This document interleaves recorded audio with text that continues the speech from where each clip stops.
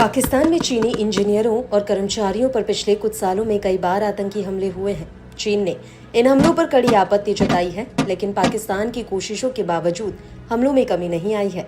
हाल ही में पाकिस्तान के कराची शहर में एक कार में बम धमाका हुआ, जिसमें चीनी नागरिकों को निशाना बनाया गया। इन आतंकी हमले और घटनाओं से परेशान चीन अब पाकिस्तान पर पूरी तरह से भरोसा करने से हिचक रहा है।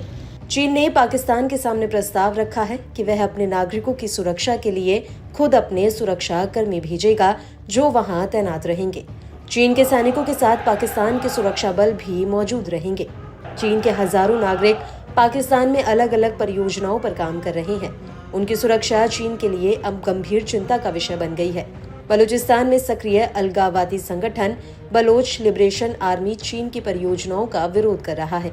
उनका मानना है कि पाकिस्तान और चीन मिलकर उनके स्थानीय संसाधनों पर कब्जा कर रहे हैं। इस विरोध में चीनी नागरिकों पर हमले जारी हैं। चीन लगातार पाकिस्तान से अपने नागरिकों की सुरक्षा सुनिश्चित करने का आग्रह कर रहा है, लेकिन अब तक ऐसी घटनाओं को रोकने में पाकिस्तान विफल रहा है। इन घटनाओं के चलते अब चीन ने अपने ही सुरक्षा कर्मियों को तैनात करने का फैसला किया है। अब सवाल यह है कि इस फैसले से भारत को क्या दिक्कत होगी। तो अगर चीनी सैनिक पड़ोसी पाकिस्तान में तैनात होते हैं, तो इससे भारत की सुरक्षा चिंताएं बढ़ जाएंगी। पाकिस्तान में तैनाती के बहाने वह भारत की सैन्य जासूसी कर सकते हैं। ये भारत की सुरक्षा के लिहाज से ठीक नहीं होगा। इसलिए भारत की चिंता चीन के इस ऐलान से बढ़ने लगी है।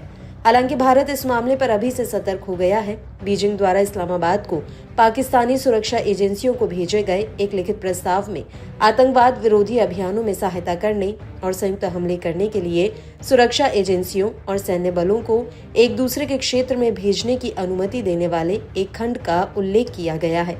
एक अधिकारी ने कहा कि चर्चा के बाद प्रेषण किया जाएगा, लेकिन पाकिस्तानी एजेंसियां इस प्रस्ताव के खिलाफ है।